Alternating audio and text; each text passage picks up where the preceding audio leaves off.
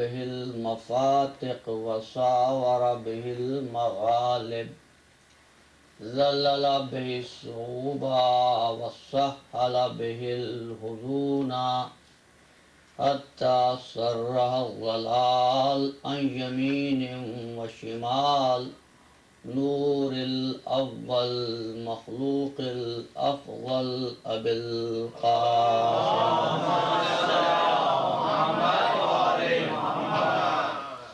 وأهل بيت الطيبين الطاهرين المعصومين المظلومين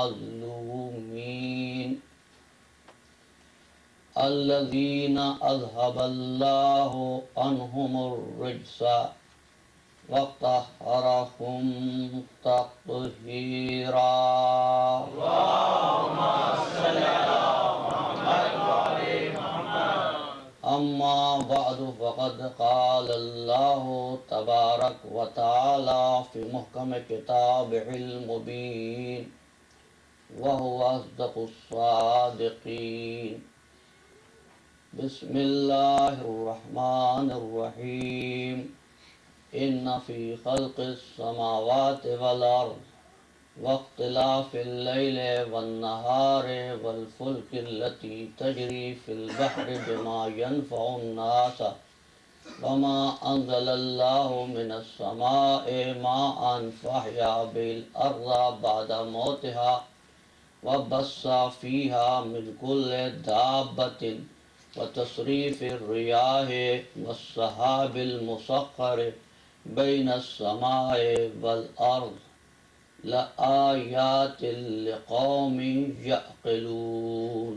اللهم صل على محمد وعلى محمد. عزیزان محترم، واسطے سے ان شہیدوں کے جن کے نام پر یہ مجلسیں بپا ہیں، یہ خواہش ہے کہ وہ حقائق جن کو چھپایا جاتا ہے صدقے میں حسین اور زینب کے آپ تک پہنچ جائیں. اس ترقی یافتہ دنیا کو یہ غلط فہمی ہو رہی ہے کہ وہ اسرار کائنات سے واقف ہو چکے ہیں. کیسے واقف ہوتے یہ اسرار کائنات سے جب کائنات کا نقشہ بن رہا تھا؟ یہ کہاں تھے؟ اب جو کچھ معلوم کر رہے ہیں، معلوم کر کے اس امر کا ثبوت دیتے ہیں کہ اس سے پہلے معلوم نہیں تھا. تو ترقی عالم ان کی ترقی کی نہیں، گزشتہ جہالت کی دلیل ہے. گو کہ بہت اچھے کام کیے، فاصلوں کو سمیٹ دیا، تیز رفتار سواریاں بنائی، نئی نئی ٹیکنالوجی آپ کے سامنے پیش کی، اور جب زندگی میں سہولت کو محسوس کرنے لگے تو سوچا کہ اب ضرورت کیا ہے، خلاق عالم کا اقرار کریں. سب کچھ تو ہم خود ہی کر رہے ہیں. یا ایھا الانسان ما غرک بربک الکریم. تم نے کمپیوٹر بنایا، بہت اچھا کیا. کاریں بنائی، بہت اچھا کام کیا. ہوائی جہاز بنائے، کمال کیا. جمبو جیٹ بنائے، بہت ترقی کی. آپ نے کنکورڈ بنائے، ترقی کی، اچھا کیا. ایک مکھی تو بنا کر دکھاؤ. کیا بات ہے!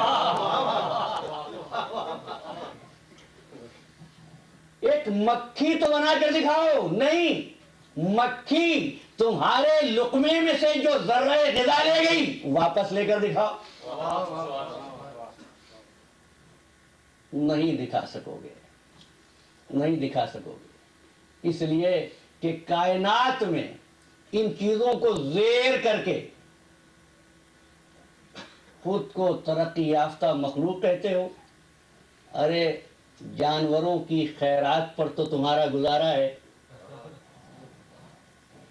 شہد کھایا مکھی کی خیرات، مکھن کھایا بھینس کی خیرات، ریشم پہن کے اترائے ایک کیڑے کی سوغات۔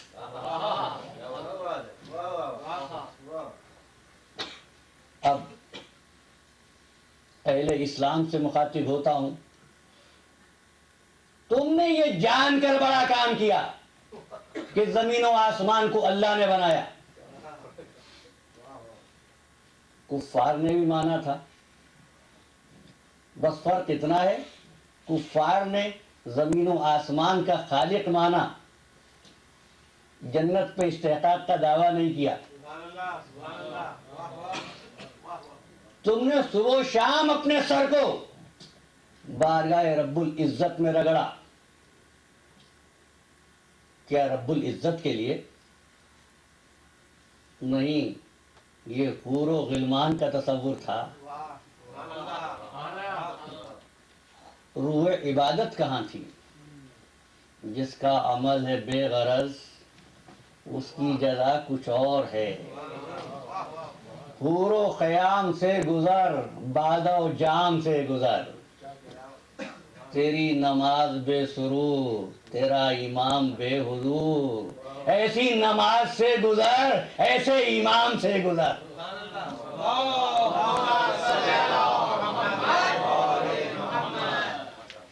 اسلام یہ نہیں ہے کہ تم یہ جان لو کہ زمین و آسمان کو پروردگار نے خلق کیا۔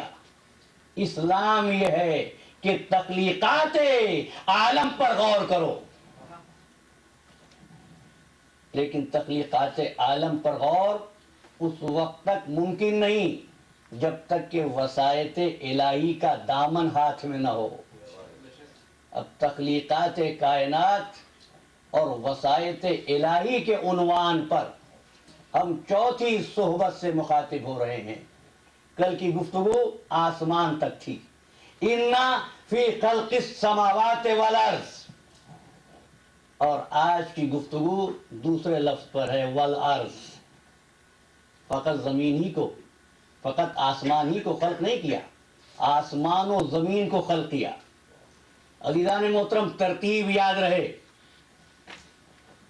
زمین و آسمان نہیں، آسمان و زمین۔ پورے قرآن میں جہاں جہاں سما و عرض کا ذکر ہوا، پہلے سما پھر عرض۔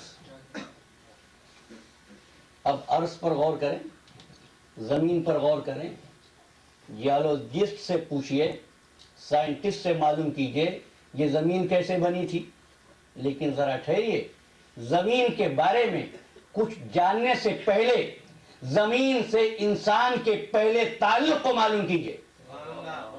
اس لیے کہ ایک نوزائیدہ بچہ جو موسم گرما میں پیدا ہوا، موسم سرما کی کیفیت کو کیا جانے۔ اب دوسرا جملہ کہتا ہوں، جو موسم بہار میں نابینا ہو جائے وہ خزاں کا تصور کیا کرے۔ تعلق کہاں پیدا ہوا انسان کا زمین کے ساتھ؟ پہلا تعلق سورہ بقرہ، وَإِذْ قَالَ رَبُّكَ لِلْمَلَائِكَةِ إِنِّي جَاعِلٌ، اپنے موضوع تک پہنچا، فِي الْأَرْضِ خلیفہ۔ جب تمہارے رب نے فرشتوں سے کہا ہم زمین میں ایک خلیفہ بنانے والے ہیں۔ عزیزان محترم، کتاب خدا کس کے لیے ہدایت ہے؟ ملت اسلامیہ کے لیے ہونا یہ چاہیے تھا وَإِذْ قَالَ رَبُّكُمْ لِلْمَلَائِكَةِ، لیکن ارشاد ہوتا وَإِذْ قَالَ رَبُّكَ، جب تیرے رب نے۔ معلوم ہوتا ہے ہدایت سب کے لیے ہے، خطاب ایک فرد سے ہے۔ وہ فرد کون ہے؟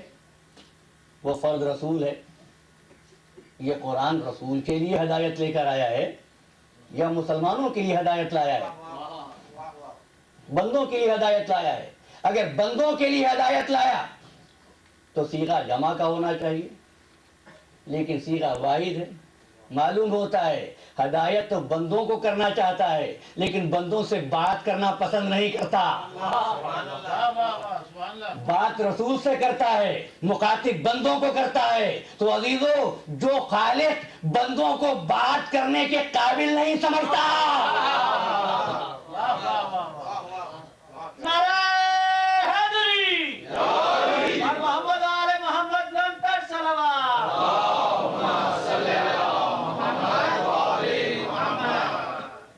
وَإِذْ قَالَ رَبُّكَ، ہم زمین میں بنائیں گے خلیفہ. پہلا خلیفہ ہے، پہلا وجود نہیں ہے. اگر پہلا وجود ہے تو خلیفہ کس پر؟ وَإِذْ قَالَ رَبُّكَ لِلْمَلَائِكَةِ إِنِّي جَاعِلٌ فِي الْأَرْضِ خلیفہ. اب نہ کہنا کہ آدم کو سزا ملی تھی کہ زمین پر آئے، بنایا ہی زمین کے لیے تھا. انی جاعل فی الارض خلیفہ. اور دیکھیے پہلے روز ہی سے ملک کو آدم کے وجود پر اور آدم زادوں کے کارناموں پر شک تھا.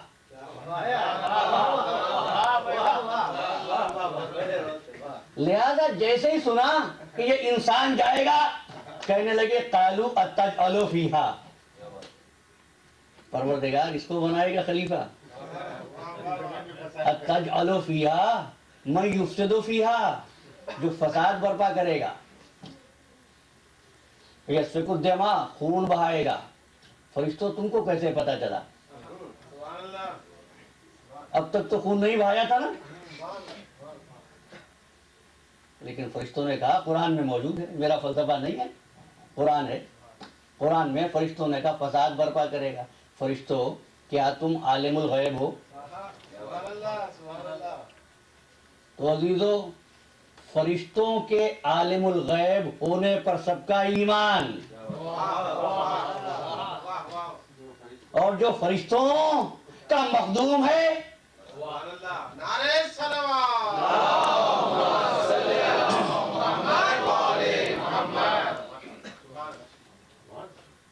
اب سوال یہ، فرشتوں تم کو کیسے پتا چلا کہ یہ فساد برپا کرے گا؟ جملہ یاد رہے، آخری گفتگو تک، آخری تقریر تک اپنے موضوع پر رہوں گا. تم کو کیسے پتا چلا؟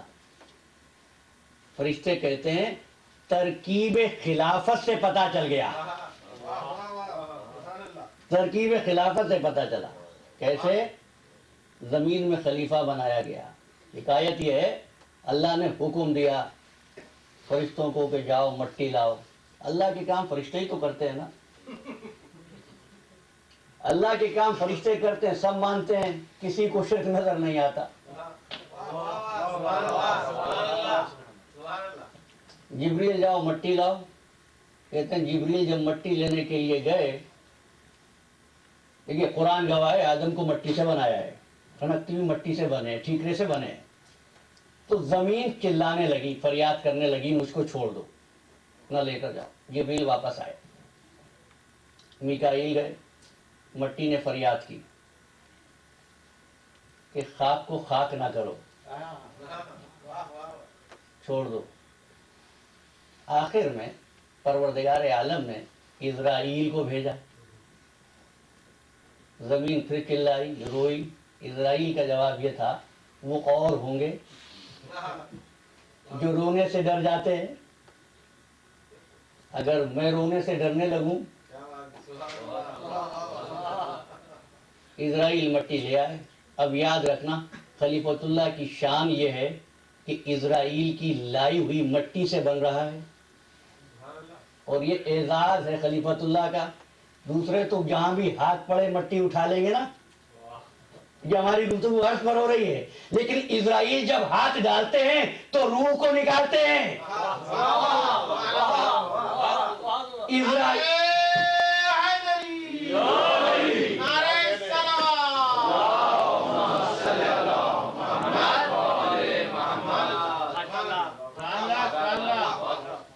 اسرائیل نے زمین کی روح نکال لی. اب اگر خلیفۃ اللہ کے پاس زمین کی روح ہو تو تعجب کیا ہے؟ اسرائیل کی لائی ہوئی مٹی سے بنے ہیں. بھئی یہاں تک تو بات صحیح، لیکن فرشتوں کو یہ کیسے پتا چلا یہ فساد کرے گا؟ کہ اگر صرف یہی تک بات رہتی تو ہم نہ اعتراض کرتے، لیکن ہوا یہ، اس مٹی میں آگ بھی ملائی گئی، پانی بھی ملایا گیا، ہوا بھی ملائی گئی. یہ 4 عناصر جمع ہوئے. زندگی کیا ہے؟ قدری صاحب بیٹے، عناصر میں ظہور ترتیب. موت کیا ہے؟ انہی اجزاء کا پریشان ہونا. ان چاروں کو ملا کر ترکیب خلافت واضح ہوئی. ترکیب خلافت واضح ہوئی کہ خلافت ایک سے نہیں، ترکیب خلافت کا نسخہ. فرشتوں نے کہا اس لیے نظر آیا فساد ہوگا، ان چاروں کو ایک جیسا سمجھا جن کی طبیعت الگ، خاندان الگ، مزاج الگ.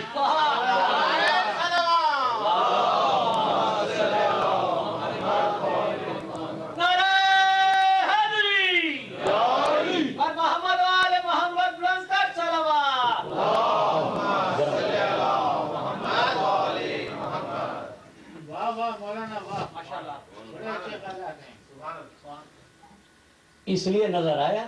تو عزیزو، کوئی بھی خلافت جو ایسی ترکیب سے بن جائے جس میں چاروں کا مزاج الگ، خاندان الگ، نسل الگ ہو، سوائے فساد کے کوئی نتیجہ نہیں ہوگا.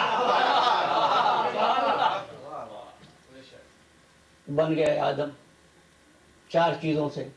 سب نے کہا آگ، ہوا، مٹی اور پانی. آگ کو کیا کہتے ہیں عزیزان محترم؟ نار.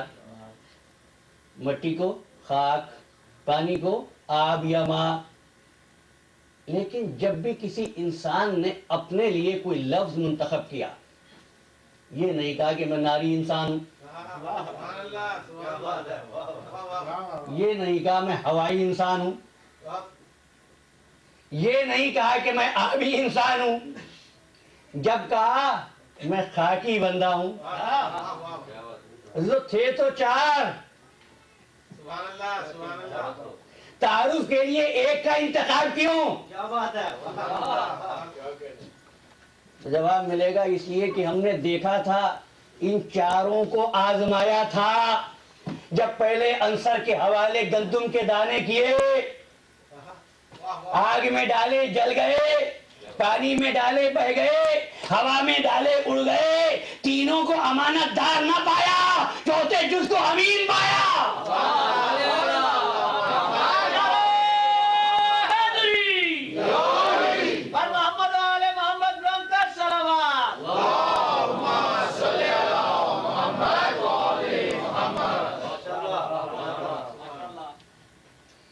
عزیزان محترم، اب تھوڑا سا اپنے موضوع کی طرف آتے ہیں. زمین بنی. اب زمین پہ گفتگو ہے. زمین کیسے بنی؟ سائنسدانوں نے بتایا، جیولوجسٹ نے بتایا کہ ابتدا میں ایک آفتاب تھا، سورج تھا، گردش کر رہا تھا. گردش بہت تیز تھی. جب گردش تیز ہو اور چیز گول ہو تو تیزی کی وجہ سے کنارے کی چیزیں جھڑنے لگتی ہیں. آفتاب کے اجزاء ٹوٹنے لگے. آفتاب کے اجزاء ٹوٹنے لگے اور ٹکڑے الگ الگ ہو کر آفتاب کے گرد گردش کرنے لگے. زمین بھی آفتاب کا حصہ تھی، الگ ہوئی. سائنسدانوں کی دلیل ہے. افسوس یہ ہے یہ دلیل وہ لوگ دے رہے ہیں جن کو ابھی دلیل کے معنی نہیں معلوم. یاد رکھیے گا، کسی چیز کے ہونے کے بعد یہ کہنا، دیکھ کر یہ کہنا کہ ایسا ہوا تو ایسا ہوا ہوگا، دلیل نہیں ہوتی. چیز کے ہونے سے پہلے بتا دو کہ چیز ہوئی ہے. آفتاب سے زمین الگ ہوئی. آفتاب کیا چیز ہے؟ آگ ہے، گرمی ہے، شدت ہے، حرارت ہے. بتائیے گا ऐसी हरारत में कोई चीज, कोई जुज दूसरे जुज से अलग रह सकता है? साइंसी गुफ्तगू है, क्या एक जुज दूसरे जुज से अलग रह सकता है? पानी लीजिए, पानी में शक्कर डाल दीजिए, फिर हरारत दीजिए, क्या होगा? पूरे का पूरा पानी मीठा हो जाएगा। अगर जमीन जुज़्वे आफताब थी तो तमाम तर अज्जाए जमीन जमीन के हर हिस्से में होने चाहिए थे। लेकिन क्या है, कहीं पर तांबे की कान है, कहीं पर सोने की कान है, कोई बंजर जमीन है। इतनी गर्मी में तो जमीन के हर खसूसियत, जमीन के तमाम कवास हर क़िताए जमीन पर मौजूद होते ना? क्या मौजूद है? देख लीजिए, बाद ममालिक तरसते रहते हैं सोना नहीं है, और कहीं इतना सोना है। अब क्या अर्ज करूं, कहीं पर पेट्रोल की किल्लत, कहीं पेट्रोल पानी से ज्यादा। बस फर्क इतना है, नूह का बेटा पानी में गरक हुआ था, ये पेट्रोल की दौलत के मालिक पेट्रोल में बह रहे हैं। हर हिस्से में क्यों नहीं पेट्रोल? चलो यहां तक तो बात हुई। अब जमीन के 3/4 हिस्से में समंदर है। ये समंदर कैसे बना? ये एक ही तरफ क्यों बन गया? फिर समंदर में मद्दो जज़र क्यों पैदा हुआ? समंदर कभी बढ़ता है, कभी कम हो जाता है, क्यों होता है? इसकी कोई हिकमत है आपके पास? समंदर में इतना पानी कैसे बना? कहते हैं हाइड्रोजन और ऑक्सीजन के मिलने से। आज हाइड्रोजन और ऑक्सीजन को मिला दो, पानी नहीं बनेगा। जब तक के कुछ खुसूसी आलात न हो, इलेक्ट्रॉन्स के दौड़ने से पानी बनता है। तो कौन था जो इतनी मिकदार में हाइड्रोजन ऑक्सीजन को पैदा कर रहा था और इस तरकीब से मिला रहा था कि पानी बन जाए, लोगों की जरूरत भी पूरी हो जाए?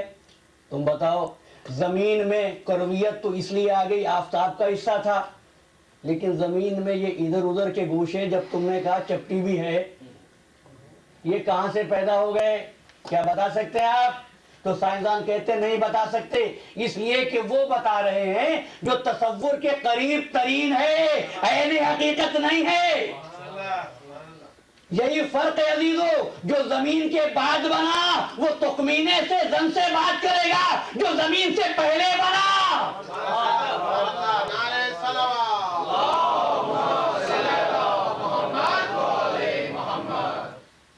उनकी बात मान लो, उनकी बात मान लो। ये कहते हैं जमीन बन रही थी, हम देख रहे थे। वो बता देंगे कि जमीन कैसे बनी। आप क्या इल्लत देंगे, क्या दलील देंगे? छोड़िए जमीन के बनने के अमल को, ये बता दीजिए जमीन की मट्टी की खसूसियत क्या है? तो एक मट्टी लाते हैं फ्लोरिडा की। भाई फ्लोरिडा की मट्टी से क्या आप पूरे जमीन की मट्टी के खवास जान सकते हैं? क्या नहीं, सिर्फ इसी मट्टी के खवास हैं। आपके दिनों में हमारी कल की गुफ्तगू है ना, समा क्या है? नबुवत। थोड़ी देर के लिए फर्ज कीजिए पूरी जमीन उम्मत, उम्मत के एक हिस्से की मट्टी दूसरे हिस्से की मट्टी से नहीं मिलती। जब उम्मत के भी एक फर्द का कयास दूसरे पर नहीं किया जा सकता, तो नबी का कयास उम्मत पर क्यों करते हो?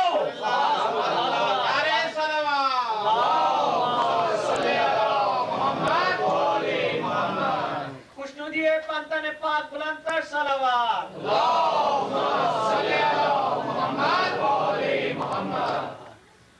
कैसे कयास करते हैं आप? नहीं कयास कर सकते ना? अच्छा, एक और बात कहता हूं कि आपने अनासिर की हकीकत 3 चीजों पे खत्म कर दी।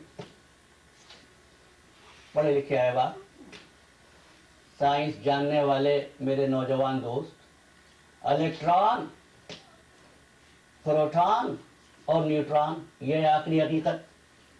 जमीन की हर अंसर की हकीकत क्या है? इलेक्ट्रॉन, प्रोटॉन और न्यूट्रॉन।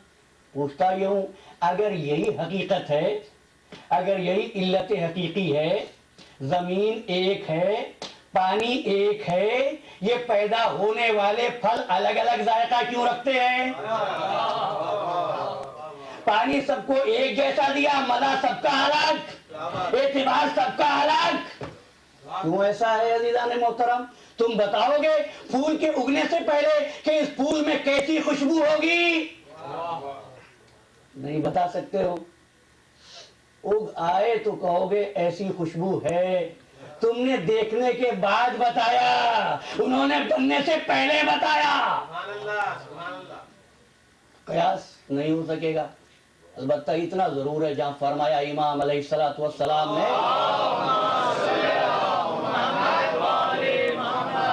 ہمارے واسطے سے بنا، دیکھیے اب دو اصطلاحیں اور دے رہا ہوں آج کی گفتگو میں، ہمارے واسطے سے کائنات بنی، کون ہو گئے وہ؟ شہید، شاہد نہیں، شہید۔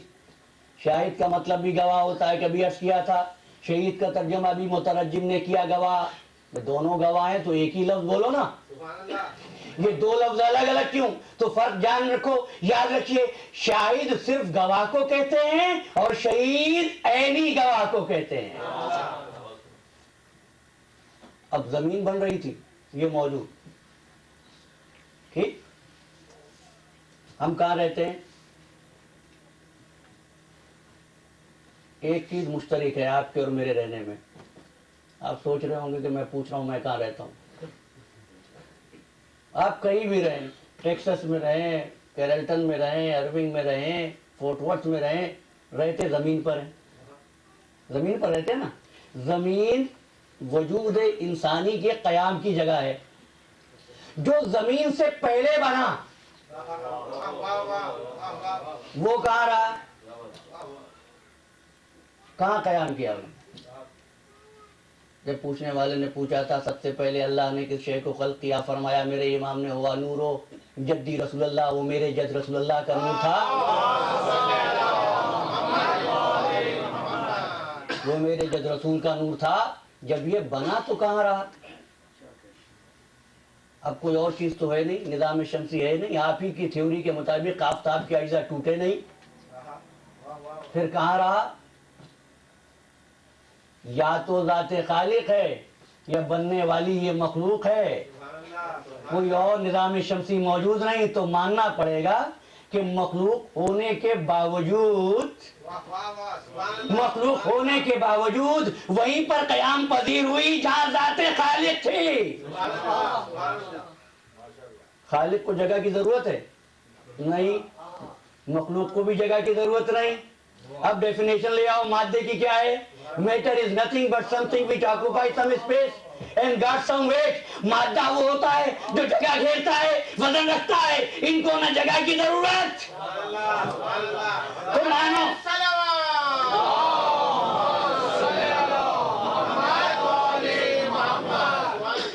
مانیے کہ مخلوق حادث ہونے کے باوجود خالق کی طرح زمان و مکان کی محتاج نہیں۔ جب زمان و مکان کی محتاج نہیں تو مادہ نہیں ہے، نور ہے۔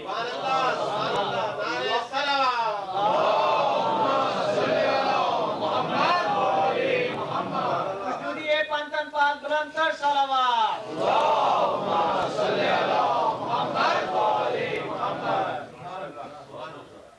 تو جب خالق کے ساتھ قیام کیا، اگر یہ بات آپ کی عقل سلیم تک پہنچ گئی تو پھر اس امر پہ تعجب کیسے کہ خالق سے ملاقات کیسے ہوئی؟ اب کہتا ہوں ولی کی دشمنی میں عصمت سرور تو نہ بیچو۔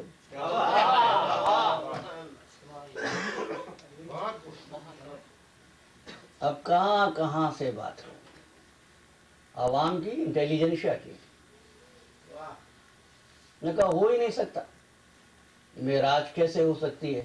کل ایک اشارہ دیا تھا ایک نوجوان دوست نے کچھ توجہ دلائی، لیکن عرض یہ کروں کہ ہماری گفتگو معراج پر نہیں ہے، یہ تو نوجوان دوستوں کا خیال کرتے ہوئے میں ضمناً گزرتا ہوں۔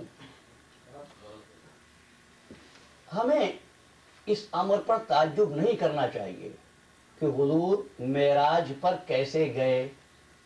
عربی زبان کا محاورہ ہے کل شیء یرجع الی اصلہ، ہر شے اپنے اصل کی طرف کھینچتی ہے۔ آدم کی اصل خاک تھی، خاک نے اپنی طرف کھینچ لیا، ان کی اصل نور تھی، نور نے اپنی طرف کھینچ لیا، تو معراج محمدی سے بعد میں انکار کرنا، حبوط آدم سے پہلے انکار کرو، اور وہ دلیلیں نہ لاؤ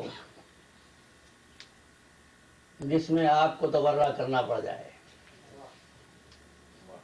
انہوں نے کہا سر سید احمد خان نے لکھا ہے کہ سر سید احمد خان جو ہوئے تو بات بھی سقائی ہوگی۔ انہوں نے کہا ہے بی بی نے فرمایا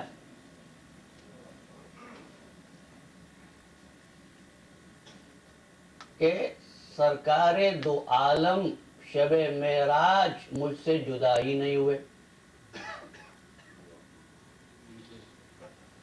ہو گئی نا بات؟ اب معراج کیسی ہوئی؟ روحانی ہوئی، جسمانی نہیں ہوئی۔ یہ تو کیا کروں، اس حادثہ وقت کو کیا نام دیا جائے؟ جاہل کو اگر جہل کا انعام دیا جائے، میں خانے کی توہین ہے، رندوں کی ہتک ہے، کم ظرف کے ہاتھوں میں اگر جام دیا جائے۔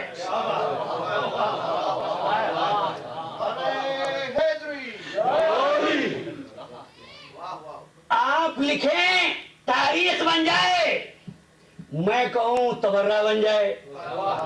یاد رکھنا بی بی کا عقد مدینے میں ہوا ہے، معراج مکے میں ہوئی ہے۔ اتہام نہ لگاؤ بی بی کی عصمت پر، یہ نور ہے۔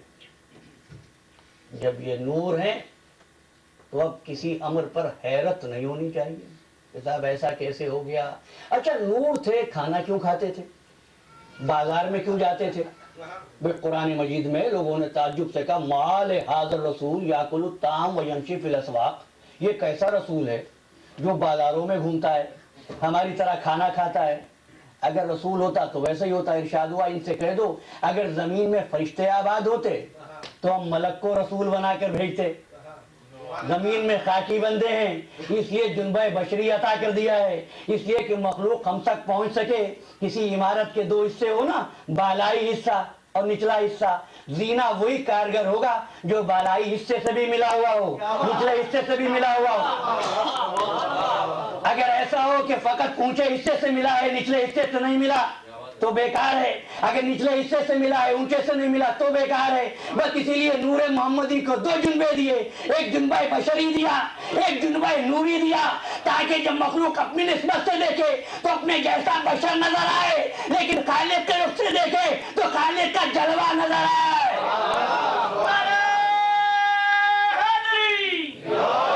محمد آل محمد بلند کر صلوات۔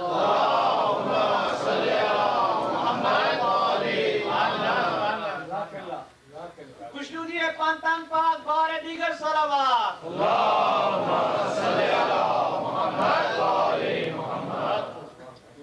اب یہ زمین بنی، پھر اپنے موضوع پر آتا ہوں۔ زمین بن گئی، زمین پہ مخلوقات، زمین پر عجائبات۔ کوئی یہ دعویٰ کر سکتا ہے کہ اس نے زمین کے تمام عناصر کو جان لیا ہے؟ بھئی عناصر تمہارے سامنے، زمین تمہارے سامنے، لیکن تم نہیں جان سکتے ہو۔ جو چیز سامنے ہے جب اس کو نہیں جان سکے، جو چیز سامنے نہیں ہے اس کو تم کیسے جان سکتے ہو؟ لیکن زمین پر عالم معنوی کا ایک انتظام ہے۔ آپ نے کہا کہ ہم مٹی کی خصوصیت بتا سکتے ہیں، یقیناً بتاتے ہیں آپ، لیکن کسی ایک حصے کی مٹی کی، ساری زمین کے عناصر آپ نہیں بتا سکتے۔ زمین کے عناصر کی تعداد 100 سے کم تھی، آج الحمدللہ 100 سے زیادہ ہے۔ نہ معلوم اور کیا کیا ہوگا۔ اس لیے فرمایا اساتذہ گرامی نے کبھی یہ نہ کہنا کہ ہمارے امام نے وہ کہا جو سائنسدان کہہ رہے ہیں، یہ آج کہیں گے کل بدل جائیں گے، اس لیے کہ یہ ابھی فطرت کے دروازے تک پہنچے ہیں، فطرت کی اسکیم تک نہیں پہنچے۔ میں کہتا ہوں نہیں صاحب بیٹھ جائیے، آپ جمع کر لیجئے ساری چیزیں، زمین کے خواص بتا دیجئے، مٹی کے خواص بتا دیجئے، باغات کے خواص بتا دیجئے، کہا ممکن نہیں ہے۔ زمین کیا ہے؟ جوہر بسیط؟ نہیں، بسیط نہیں ہے۔ بسیط کے معنی بھی آج کی گفتگو میں سنتے جائیے۔ بسیط اس چیز کو کہتے ہیں جس کا تجزیہ نہ کیا جا سکے، جس کو مزید توڑا نہ جا سکے، ڈیکمپوز نہ کیا جا سکے۔ زمین بسیط تو نہیں ہے نا، زمین مخلوق ہے نا، زمین محدود بھی ہے نا۔ جب زمین محدود، اس کے خواص بھی محدود، جب تم محدود زمین کے محدود خواص نہیں بتا سکتے، میں کہتا ہوں کاغذ لے کر بیٹھ جاؤ، لکھو۔ وہ کہتے ہیں نہیں، روشنائی ختم ہو جائے گی، قلم گھس جائیں گے، بندے تھک جائیں گے، لیکن زمین کے خواص احساس نہیں کیے جا سکتے۔ اگر بات یہاں تک واضح ہوئی تو پہچانو، حضور نے فرمایا لو کانت الریاض اقلابان والبحور مدادان والجن حسابان والانس کتابان، اگر دنیا کے تمام درخت قلم بن جائیں، تمام سمندر سیاہی بن جائیں، حساب کرنے بیٹھ جائیں، انسان لکھنے بیٹھ جائیں، تو یہ علی کی ایک فضیلت بھی شمار نہیں کر سکتے۔ محمد آل محمد بلند تر صلوات۔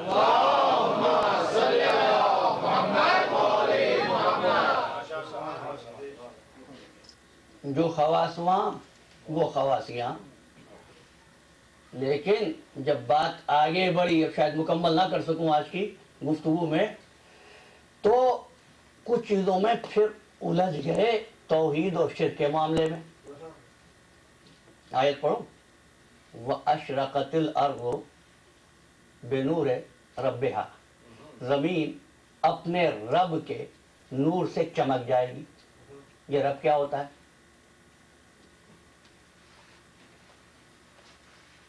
کا رب تو صرف خالق کے لیے ہے، کسی اور کے لیے استعمال نہ کرنا۔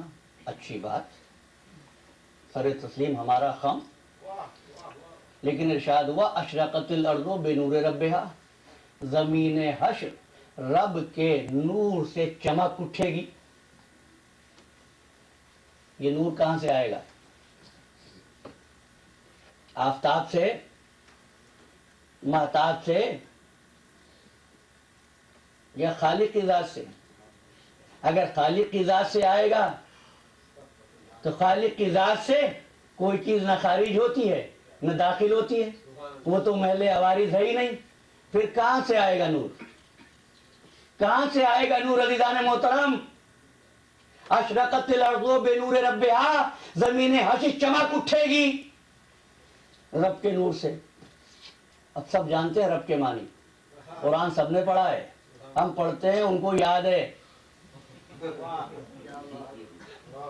لیکن چونکہ کوئی فضیلت منتہی ہو رہی ہے، اس لیے کہتے ہیں رب کے لفظ جو ہے نا مخلوق کے لیے استعمال نہ کرنا۔ اللہ کا کوئی ایک نام ہے، 99 نام ہے۔ عجیب بات ہے، اگر رب کا لفظ کسی غیر خدا کے لیے آئے تو شرک بن جائے، لیکن رب کا لفظ اگر عالم اللہ کے لیے استعمال ہو اور لوگ اپنی اولادوں کا نام رکھ دیں تو شرک نہیں ہے۔ عادل صاحب بیٹھے ہیں، عادل اللہ کا نام، اولادوں کا نام عادل رکھو، شرک ہے؟ نہیں، اللہ کی ایک صفت ہے، اس لیے رکھا تاکہ اس صفت کی جھلکی نظر آئے۔ جب ہر صفت نام بن سکتی ہے تو رب کیوں نہیں بن سکتا؟ سورہ یوسف، اب کہیں گے یہ میں لاجک ہے، فلسفہ نہیں، قرآن۔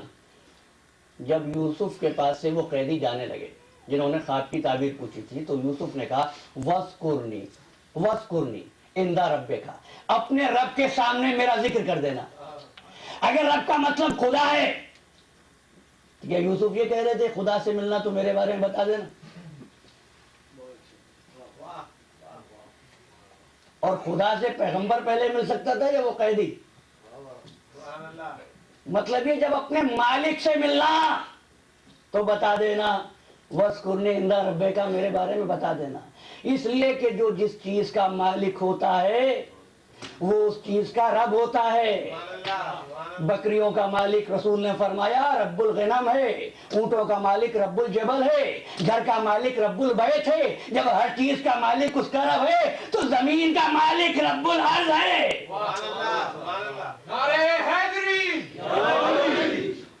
اور جب زمین کا مالک رب الارض ہے تو رسول کی آواز سنائی دی، یا علی تو ابو تراب ہے. اب بات سمجھ لیجئے، پوری کائنات محمد کے سطح میں ہے نا، لیکن حدیث قدسی میں لولا لما خلقت الافلاک، ہم نے فلک کو تیرے لیے پیدا کیا. زمین کہاں گئی؟ زمین بھی تو کائنات ہے نا، اس کو چھوڑ کیوں دیا؟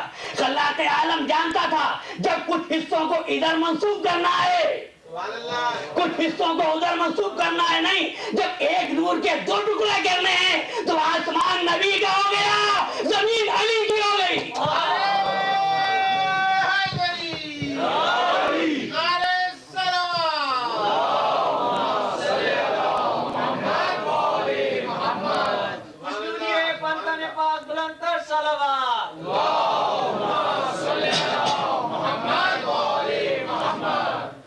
اب قرآن مجید کے پڑھنے والے فضائل علی سے نہ گھبرائیں.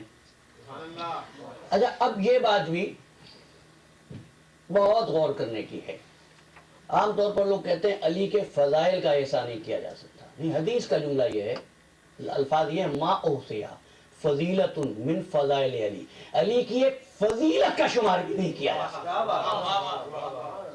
ما اوصیہ فضیلت من فضائل علی، تو فضائل علی سے نہ گھبراؤ، یہ عبادت ہے، یہ حکم قرآنی ہے، یہ عمل قرآن ہے.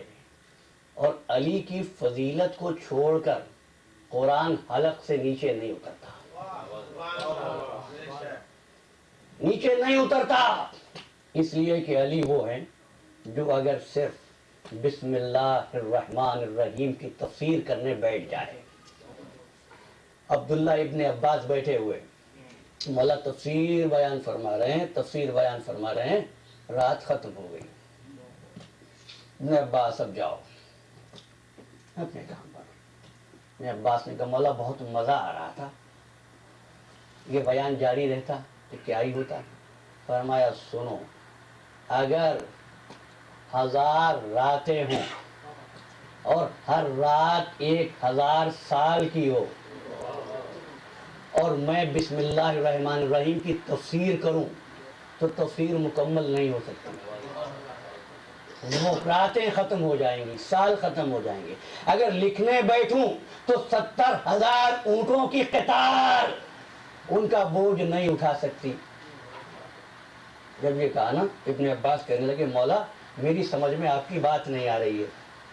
نہیں تو جن کی سمجھ میں علی کی بات نہ آئے ان کی سمجھ میں شان کیا آئے گی. کہ مولا میری سمجھ میں بات نہیں آتی. فرمایا سنو، جو کچھ پوری کتاب میں ہے وہ سورہ فاتحہ میں ہے، جو کچھ سورہ فاتحہ میں ہے وہ بسم اللہ الرحمن الرحیم میں ہے، جو کچھ بسم اللہ الرحمن الرحیم میں ہے وہ بائے بسم اللہ میں ہے، اور جو کچھ بائے بسم اللہ میں ہے وہ اس نقطے میں ہے جو بے کے نیچے ہے. اور فرمایا ابن عباس یاد رکھنا، انا نقطہ تو تحت الباء، بے کے نیچے کا نقطہ میں ہوں.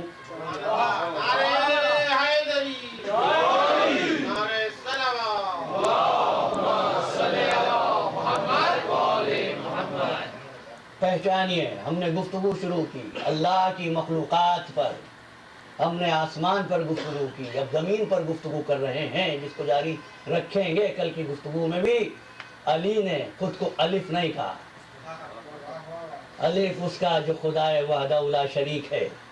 بے بھی نہیں کہا، اس لیے کہ بے کا مقام دوسرا ہے، وہ ذات احدیت کے بعد ہے، وہ تو مقام محمد ہے.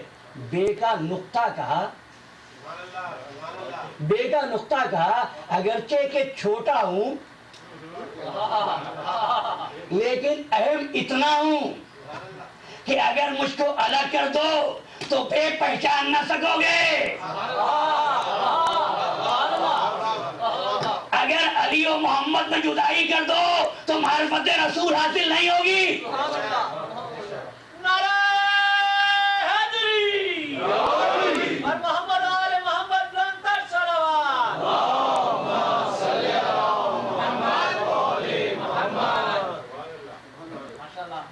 حضران محترم بے میں کتنے نقطے ہیں؟ ایک. چلیں سوچنے میں کیا حرج ہے اگر 3 نقطے ہو جائیں.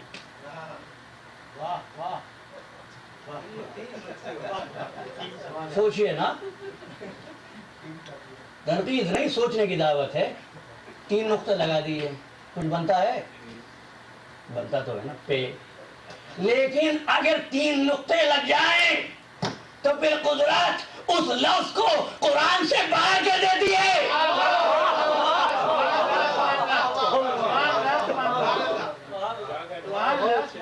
3 نقطے لگاؤ پھر پورے پے کو قرآن میں ڈھونڈو.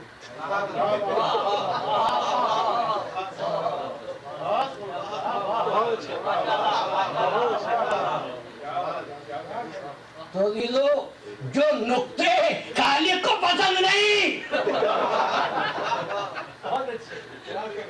نعرہ حیدری پر محمد آل محمد برادر صلوات.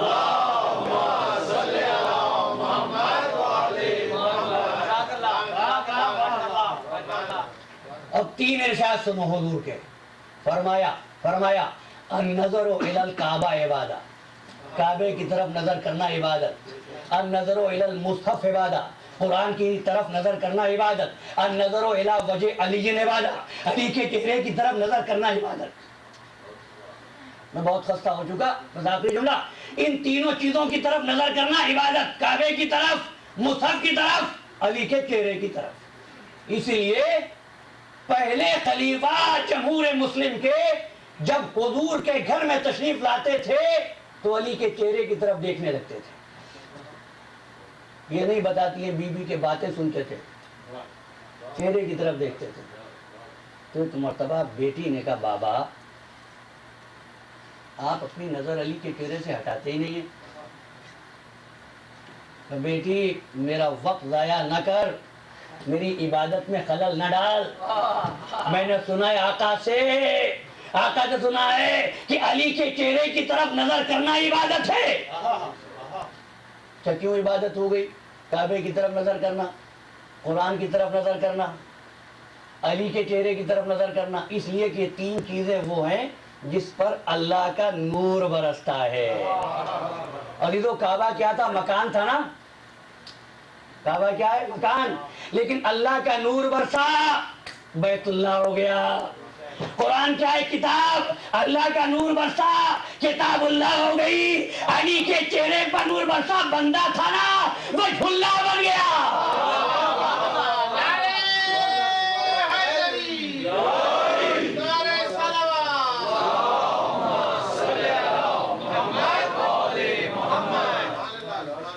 اب بتاؤ سارے مکان ایک طرف جمع کرو، کیا دنیا کے سارے مکان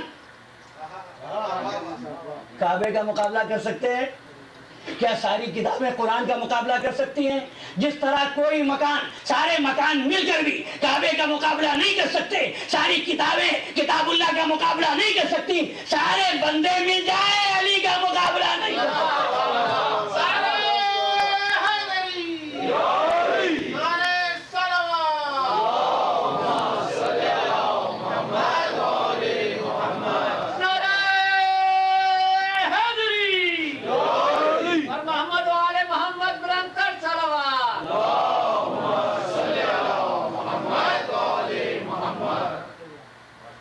عزیزو وہ کہتے ہیں کون سی فضیلت ہے جس پہ تم کو ناز ہے؟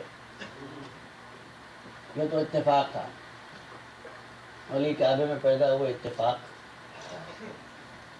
علی دعوت ذی العشیرہ میں اتفاق، علی بدر کے فاتح اتفاق، علی احد میں ثابت قدم اتفاق، علی عمر بن عبدود کے مقابلے پر اتفاق، علی فاتح خیبر اتفاق، علی غدیر خم میں اتفاق.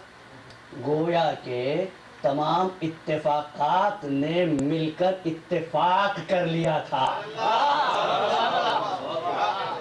جب تمام اتفاقات نے مل کر اتفاق کر لیا تو آپ کو زحمت اختلاف کیا ہے؟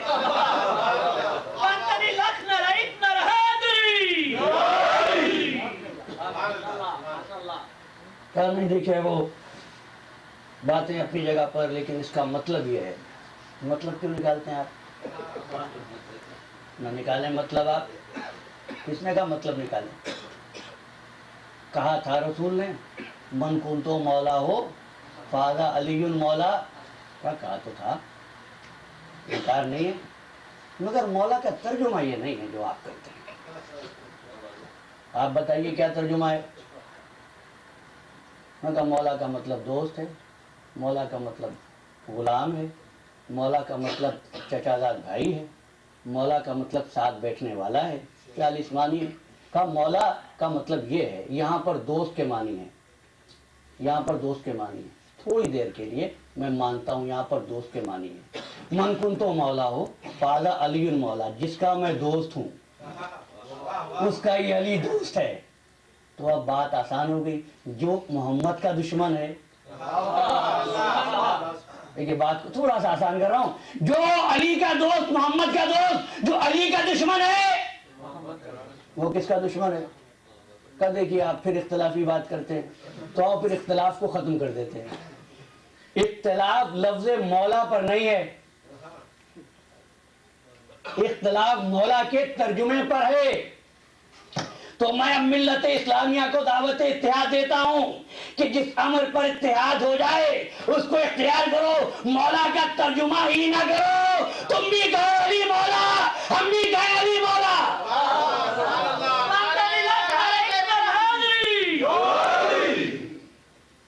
مولا اسی لیے کہا تھا غدیر خم کے میدان میں پالان ہے شتر کے منبر سے۔ منبر بھی عجیب منبر تھا، ایسا منبر اس سے پہلے نہیں دیکھا تھا۔ پالان ہے شتر کا منبر، مریضوں شتر چینوں سے بات کرنی تھی نا، پالان ہے شتر کے منبر سے بات ہوئی، اور اپنے ہاتھ سے علی کو پکڑ کر بلند کیا، اپنے ہاتھ سے پکڑ کر علی کو بلند کیا۔ عزیزو ہاتھ دکھایا جاتا ہے راستہ دکھانے کے لیے۔ جب ملت اسلامیہ گم گشتہ منزل یا گم کردہ منزل ہو جائے تو جو چیز راستہ دکھائے گی وہی ہاتھ، جس کو اللہ نے اپنا ہاتھ کہا ہے۔ اور اگر بات آگے بڑھے اور اس کے بعد بھی مریض علاج کی طرف متوجہ نہ ہو تو پھر اور چیزوں کی ضرورت بھی آ جاتی ہے۔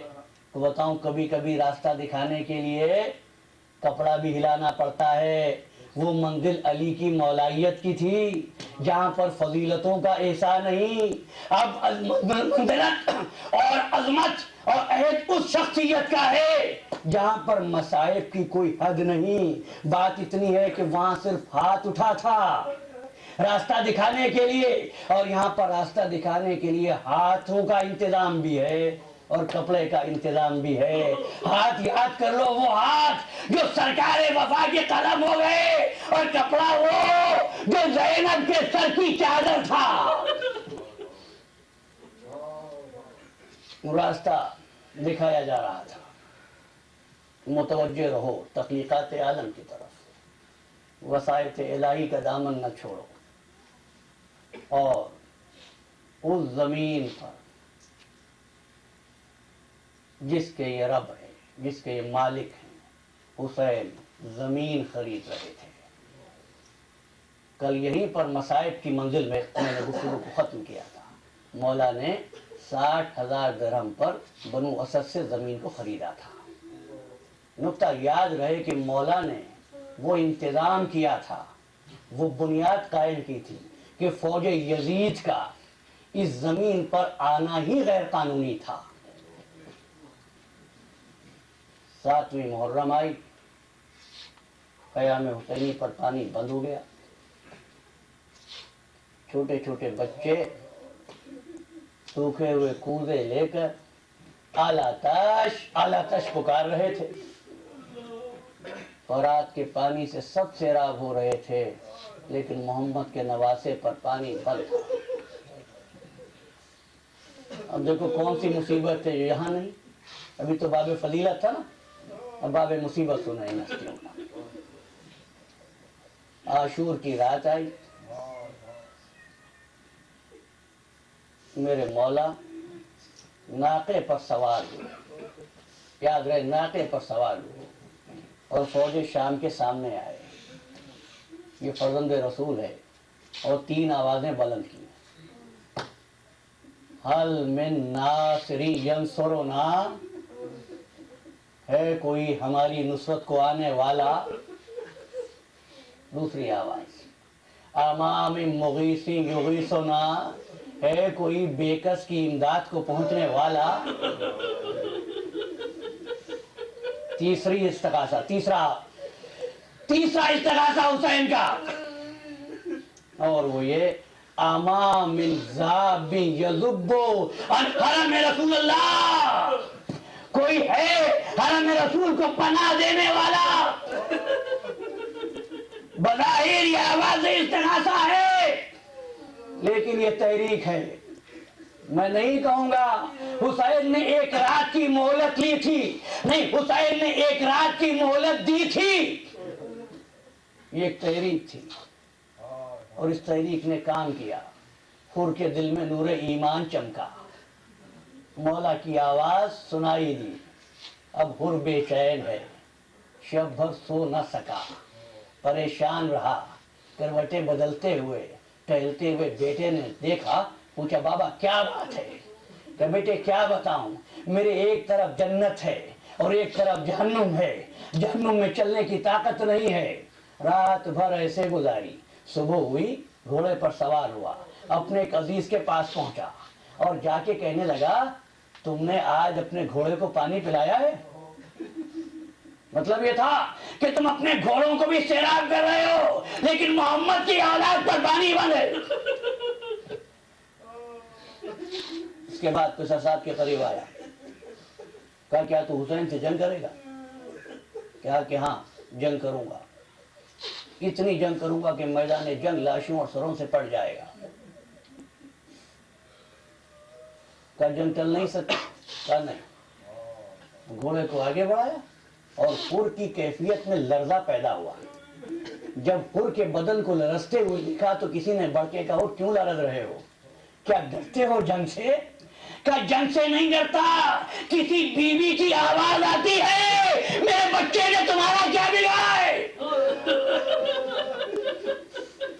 گھوڑے کو بڑھانا شروع کیا، لشکر حسینی کی طرف آ کر ایک مرتبہ دونوں ہاتھوں کو رومال سے باندھا. دیکھا کہ پیچھے کوئی گھوڑے کو دوڑاتا ہوا آیا. کون ہے؟ دیکھا کہ حر کا بھائی ہے، حر کا بیٹا ہے. ایک مرتبہ ہاتھوں کو باندھا. اب جب چلا ہے نا ہاتھوں کو باندھ کر تو ایک مرتبہ خاک اڑی. اصحاب حسینی تیار ہوئے، شاید دشمن آ گیا. ایک مرتبہ حسین نے کہا ٹھہرو عباس، جا کر میرے مہمان کا استقبال کرو. عباس آگے بڑھے، حر کا استقبال کیا. جو آوازیں سنی تو ایک مرتبہ ثانیہ زہرا نے کہا انو محمد کیا بات ہوئی ہے؟ جا کر دیکھو. بچے آئے واپس ہوئے، اماں جس آدمی نے ہمارا راستہ روکا تھا نا وہ ہماری طرف آ گیا ہے، ہم سے مل گیا ہے. کہا اچھا جا کر اس کو میرا سلام کہہ دو اور کہہ دو علی کی بیٹی بہت شرمندہ ہے کہ تیری خاطر نہیں کر سکتی، ہمارے گھر میں پانی بھی نہیں ہے. انہوں نے سر بھی کیا. علی کی بیٹی مجھے سلام کہے. اب ان کا بیٹا آتا ہے، ان کا بھائی آتا ہے، ان کا غلام آتا ہے. کہا جاؤ حسین سے کریم آقا موجود ہے. اور جب حسین کے پاس پہنچے تو جا کر ایک مرتبہ قدموں پہ سر رکھا. کہ بھائی سر کو تو اٹھا. کہ مولا یہ چہرہ اس قابل نہیں کہ تجھ کو دکھایا جا سکے. مولا کیا میری خطا معاف ہوگی؟ کہا اور تجھ کو میں نے معاف کیا، میرے خدا نے معاف کیا. ایک مرتبہ فوج شام کے سامنے آیا، وعظ و نصیحت کی. اس کے جواب میں تیر آئے. اب خدمت امام میں حاضر ہوا، مولا مجھ کو اجازت دیجئے کہ میں ان کے مقابلے پر جاؤں. حسین کہنے لگے حر تم تو ہمارے مہمان ہو، ہم مہمانوں کو مرنے کے لیے نہیں بھیجتے. کہا تھا آپ بھی تو ہمارے مہمان تھے. اپنے لیے اجازت لی، اپنے بیٹے کے لیے اجازت لی اور ابن یزید ریائی علی ابن حر میدان قتال میں آیا. اور بیٹے کو کہا بڑھ کے حملہ کر. علی ابن حر نے حملہ کیا. حملہ کرتے ہوئے ایک مرتبہ زخموں سے چور چور ہو کر ان کا بیٹا شہید ہو کر گھوڑے سے گرا اور لاش کی طرف بڑھا. حسین نے آواز دی, اٹھ ٹھہرو, بوڑھا باپ جوان بیٹے کا لائیا نہیں اٹھاتا. میں کہوں گا مولا کل آپ بھی تو اکبر کا لائیا اٹھائیں گے. یا حسین یا حسین یا حسین یا حسین یا حسین